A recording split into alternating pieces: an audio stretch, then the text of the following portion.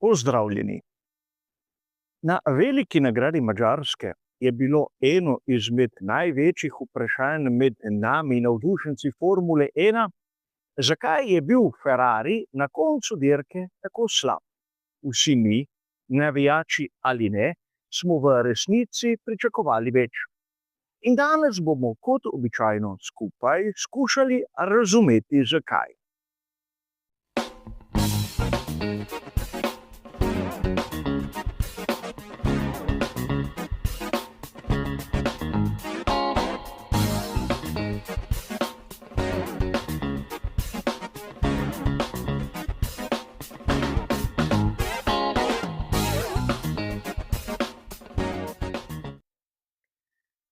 A verjetno je bilo nam, navdušencem, v bistvu težko razumeti, kako da je bil Ferrari po vsem tistem, kar so pokazali v petek in soboto, v nedeljo tako slab.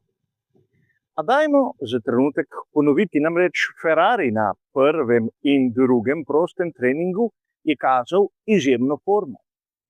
Tudi na tretjem, tistem v soboto pred kvalifikacijami, smo videli kar obetajoče rezultate. In seveda na kvalifikacijah smo videli Lewisa Hamiltona kot avtorja drugega najhitrejšega časa in Charlesa Leclerca kot avtorja tretjega najhitrejšega časa. Žal se je zgodilo, da je bil Lewis Hamilton kaznovan. In tu je treba poudariti, da je bila krivda prav na strani ekipe in ne voznika. Namreč Lewis Hamilton je res oviral Oskarja Piastrija pri njegovem poizkusu hitrega kroga, ampak treba je dodati, da ga je strani skuderije Ferrari niso opozorili. To je pomenilo 3 kazenska mesta. Ampak če gre poslušati samega Frederika Vasserja, to niti ni bilo tako važno. Namreč Charles Leclerc je nato pridobil tisto mesto in začel dirko iz druge štartne pozicije. Ampak tu moramo biti zopet pozorni. Namreč prav to, da je Charles Leclerc štartal kot drugi, je pomenilo, da so se pri Ferrariju zalomili načrti. Spomnimo se, na kvalifikacijah je imel Charles Leclerc težave in uporabil je set pneumatik soft preveč. Lewis Hamilton je imel na zalogi en nov komplet, ki je Charlesu Leclercu manjkal. In preden bo kdo dejal, da je to skoraj da vseeno, da tisti 3 krogi niso pomembni, bi vas rad opozoril, da v sodobni Formuli 1 nimamo takšnih težav z obrabo, kot na primer z degradacijo ali zrnjenjem. In oba pojava sta nekako povezana z temperaturnimi cikli, predvsem degradacija. Set pneumatik Charlesa Leclerca je bil seveda v tistem poizkusu ogret in nato seveda zopet ohlajen. In to pomeni, da se je na tekalni površini ustvarila neke vrste skorja. In skorja, te malce bolj trše gume, je lahko tudi vzrok, zakaj je Charles Leclerc dirko za veliko nagrado Madžarske začel tako slabo. In marsikdo se bo sedaj spraševal, kako je to možno. Namreč, če ima pneumatika mešanice C5 tisto tršo skorjo na tekalni površini, pomeni, da ne bo imela več takih lastnosti kot ona nova. Dodajmo tu še eno podrobnost, če je kdo spraševal, iz katere strani štartnega razporeda je začel Charles Leclerc. Seveda, drugo mesto je na oni sodi strani. In soda stran štartnega razporeda pomeni, da začenjaš praktično na tistem delu proge, ki je bolj zaprašen. In ukolikor se kdo sprašuje, kako zaprašena je bila proga v Hungaroringu, bi rad pokazal to fotografijo iz starta. Poglejte oblak prahu, ki so ga dvignili bolidi Formule 1, ko se je vse skupaj začelo. In tu je mogoče vzrok, zakaj je Charles Leclerc na samem štartu izgubil toliko mest. A dejstvo je, da to v bistvu je le povod pri prvem delu, zakaj so pri Ferrariju bili na koncu praktično pod pričakovanji glede tistega, kar smo si mislili mi navdušenci. In zopet, o čem govorim. Tu ne smemo pozabiti, da je Max Verstappen imel fenomenalni štart. Prišel je dokaj visoko, na 3. mesto. In to je pomenilo, da sta oba Ferrarija bila na prvem delu dirke za veliko nagrado Madžarske za njim. In torej, ker nista bila sposobna prehiteti Red Bulla, sta morala oba Ferrarija držati ritem Verstappena. In kljub temu, da je bil Lewis Hamilton pred Charlesom Leclercem takoj za Verstappenom, je pomenilo, da tisto prednost, ki mu bi jo lahko dala pneumatika soft, ni znal v teoriji izkoristiti. In to je v bistvu pomenilo tudi to, da praktično pneumatika soft ni dala nobene prednosti. Še več, dala je gromozansko slabost. Zopet, o čem govorim. Tu seveda se bomo ustavili pri prvem postanku pri skuderiji Ferrari. Lewis Hamilton ga je napravil v 13. krogu, Charles Leclerc v 16. In ko sta pneumatiki soft zamenjala za pneumatiki hard, sta prišla v gnečo, kjer sta se zopet znašla v podobni situaciji, kot sta bila prej za Maxom Verstappenom. Pred njima vozniki, ki so bili v resnici počasnejši in sta bila prisiljena voziti praktično v slabšem ritmu, kot bi ga lahko. In zopet bomo tu poudarili, da na progah, kot je ta v Hungaroringu, je potrebno biti potrpežljiv in iskati neke rešitve, ki so malce preveč drzne, običajno pomeni, da si boš dirko dobesedno pokvaril. Po mojem mnenju se je to zgodilo pri skuderiji Ferrari. Ampak skušali so na komandnem pultu zadeve popraviti.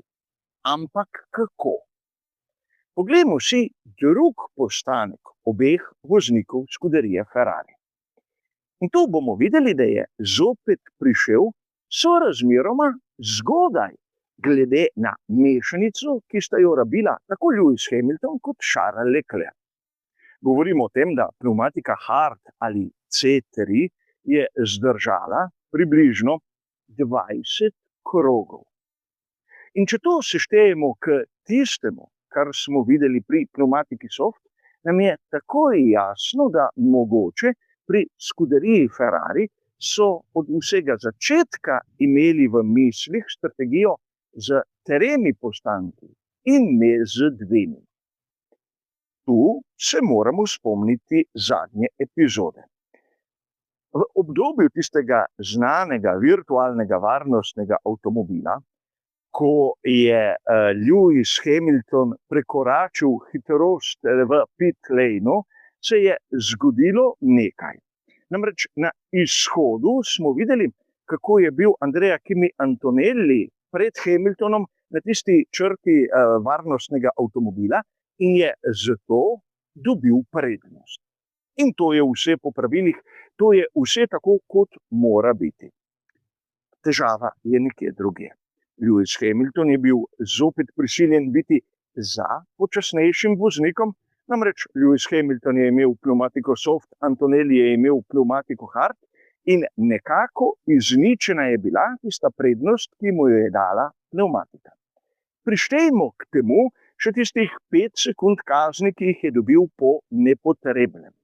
In marsikdo bi dejal, ukolikor bi Ferrari ostal na progi in ne opravil 3. postanka, bi bil z lahkoto najmanj drugi. Zakaj to lahko trdim? Ker če se Ferrari ne bi ustavil na prvi pogled, bi ga Max Verstappen s težavo prehitel. Namreč tudi Max je imel set pneumatik soft, ki so imele za seboj ogromno število krogov in ni imel ritma. Ampak tu bo potrebno zopet za trenutek pogledati, kako stare so bile pnevmatike pri obeh bolidih Scuderie Ferrari. Če se spomnite, opozoril sem vas, da z pnevmatiko Sofca oba voznika naredila relativno majhno število krogov in tudi s prvim setom pnevmatik Hart ni bilo nič drugače. Torej, tu bi lahko dejali, da Ferrari v vsakem primeru bi imel strategijo z 3 postanki in ne z 2. In tu bi lahko sedaj razumeli, da vse tisto, kar se je zgodilo Lewisu Hamiltonu na njegovem zadnjem postanku, v bistvu niti ni tako važno. Namreč spomnimo se, da na samem izhodu je bil Andrea Kimi Antonelli v bistvu tisti, ki mu je moral dati Hamilton prednost. In po drugi strani, ko se je Hamilton znašel za Antonellijem, je bilo jasno, da ga bo z veliko težavo prehitel. Kljub temu, da je imel Antonelli pnevmatiko Hart in Hamilton pnevmatiko Soft. Namreč Ferrariju zaradi samega koncepta bolida manjka kar nekaj konjskih moči. To se je videlo že na prvem merjenju ADUO. In prav tu, ker je oprijem pomemben, je Ferrari plačal visoko ceno, ker mu je zmanjkalo nekaj konjskih moči tam zgoraj. In tako kot v prvem delu, tudi v zadnjem delu se je Hamilton znašel v gneči. Namreč zadeva bi po mojem delovala, če bi Hamilton začel iz prve štartne vrste z setom pnevmatik Soft in pobegnil vsem, da smo si na jasnem, tako Piastriju kot Norrisu kot Verstappenu, tam spredaj sam bi lahko ustvaril neko konkretno prednost, ki bi mu pomagala v nadaljevanju. Seveda na to bi bilo potrebno imeti bistveno daljši stint z prvim setom pnevmatik Hart, več kot naprimer 20 krogov, tam okrog 30, in dirko zaključiti praktično z 2 postankoma in ne 3. V teoriji, govorim, bi se moral na to Hamilton znajti najmanj 2 sekundi za Landom Norrisom, kar je zopet neka razdalja, kjer bi se lahko borili za zmago ali pa bili udobno na drugem mestu. In zopet smo tam. Vsi mi, navdušenci in navijači Scuderie Ferrari, smo pričakovali, da bodo tu na Madžarskem imeli rezultat. Podobno kot se je govorilo na veliki nagradi Monaka in podobno kot se bo govorilo na veliki nagradi Singapurja. Zaradi koncepta SF26, zaradi tega, ker ima bolid Scuderie Ferrari več oprijema in posledično nižjo končno hitrost. Ampak videli smo, da neka napaka, ki ni bila storjena v nedeljo, je praktično napravila celoten vikend pravo muko za oba voznika Scuderije. In tu, kaj bi lahko bila rešitev? Mnogokrat sem že dejal, da verjetno Frederik Vasseur ni tisti pravi kader za samo Scuderijo. Zopet smo bili priča neki napaki, ko so hoteli biti dobesedno pametnejši od vseh ostalih. Vprašajte se, zakaj so, naprimer, pri Mercedesu, McLarenu in tudi Red Bullu dirko začeli na pnevmatiki medium in ne soft. Zakaj so pri Ferrariju šli tisto pot na kvalifikacijah, ki jih je spravila v tak položaj, da je bil na koncu v bistvu brezizhoden?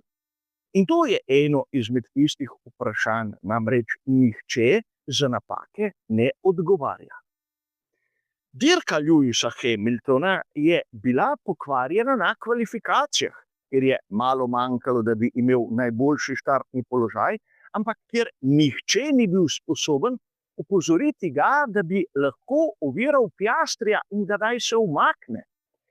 In to je bilo na koncu dovolj, da se je znašel kljub dobri ideji v osnovi za Maxom Verstappenom, kar je vse skupaj pokvarilo. In tu je seveda tista skrivnost, zakaj tokrat na veliki nagradi Madžarske je Ferrari vsaj mene razočaral. Ideja, ki je bila pogojno izvedljiva, je ratala tista vodilna smer, kjer pa se vidi nekaj. Po mojem mnenju pri Ferrariju imajo gromozansko težavo. Lewis Hamilton si želi postati vodja ekipe, ampak skuderija Ferrari želi imeti na tem mestu Charlesa Leclerca. Ampak videlo se je na veliki nagradi Madžarske, da je bil Leclerc tisti, ki je v bistvu trpel, ki ni bil dovolj hiter, ki je imel težave. Njegov zaostanek po koncu dirke je bil 25 sekund za Landom Norrisom. In tu si moramo priznati, da če malce preračunamo, to pomeni 30 na krog zaokroženo. In spomnimo se, ko smo gledali ritem, smo nekako imeli predstavo, da je Ferrari tisti najhitrejši. In zopet smo tam. Kako je možno, da je na papirju hitrejši bolid tisti, ki na koncu povleče krajšo? Zaradi tega, ker niso upoštevali gneče in tiste izgube časa, ki jo povzroči nekdo, ki je pred teboj enostavno prepočasen in ti ga ne moreš prehiteti. Oba Ferrarija sta seveda s tisto pneumatiko soft na koncu napravila najhitrejši krog. In tu je treba primerjati rezultat s tistim, kar je bil sposoben napraviti Lando Norris v podobnih okoliščinah. In seveda, vsakdo se lahko začne spraševati, ali so zopet zapravili lepo priložnost? Po mojem, ja. A tu bi rad dodal še nekaj, da je Ferrari v letošnji sezoni dvakrat zmagal, ko je izkoristil slabosti drugih. Sedaj so se zadeve malce poravnale, ampak še zmeraj vseeno menim, da so zapravili lepo priložnost. Če ne za zmago, pa vsaj za mesto na zmagovalnem odru. To, da so bili na koncu četrta sila, ne odraža kvalitete, ki so jo kazali na začetku vikenda. In to je škoda. A videli bomo seveda, kaj bodo napravili na naslednjih dirkah po poletnem premoru. Za danes je seveda to vse. Hvala za vašo pozornost in nasvidenje.